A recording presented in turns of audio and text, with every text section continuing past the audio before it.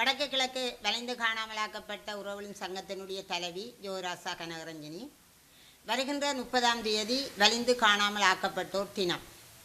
இன்று நாங்கள் 9 வருடங்களாக எங்களுடைய உறவுகளை தேடி அந்த 30ஆம் தேதி 8ஆம் மாதம் 30ஆம் தேதி அந்த வலிந்து காணாமல் ஆக்கப்பட்டோர் தினத்தை நாங்கள் பெருமளவாக உலகெங்கும் அறியவும் அதை எதிர்நோக்கவும் அதுக்கான பரிகாரத்தை தேடவுமாக நாங்கள் அந்த போராட்டத்தை மேற்கொண்டு வருகின்றோம்.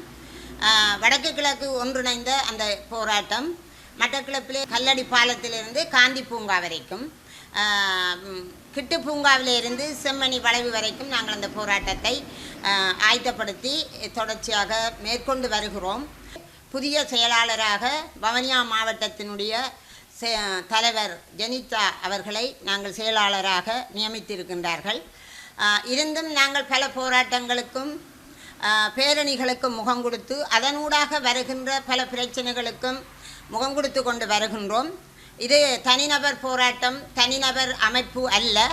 இது ஒன்றிணைந்த வடக்கு கிழக்கு ஒன்றிணைந்த அமைப்பு என்பதை எல்லோருக்கும் அறிய தருகின்றோம். எங்களுக்கு சர்வதேசத்தின் ஊடான ஒரு நீதி வேண்டும். சர்வதேச குற்றவியல் நீதிமன்றத்திலே எங்களுடைய பிரச்சனைகள் பேசப்பட வேண்டும். அதற்கான அந்த வழிவகைகளை நாங்கள் மேற்கொண்டு வருகின்றோம்.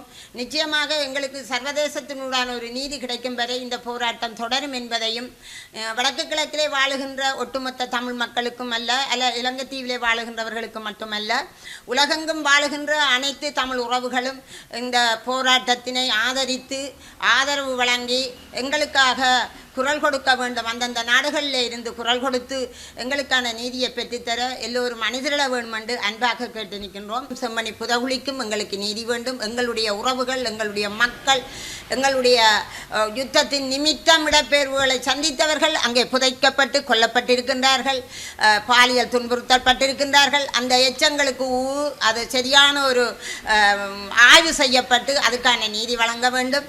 கட்சி பேதமின்றி ஒன்று திரள வேண்டும். ஒன்றிணைந்தால்தான் எங்களுக்கான நீதியை நாங்கள் பெற முடியும்.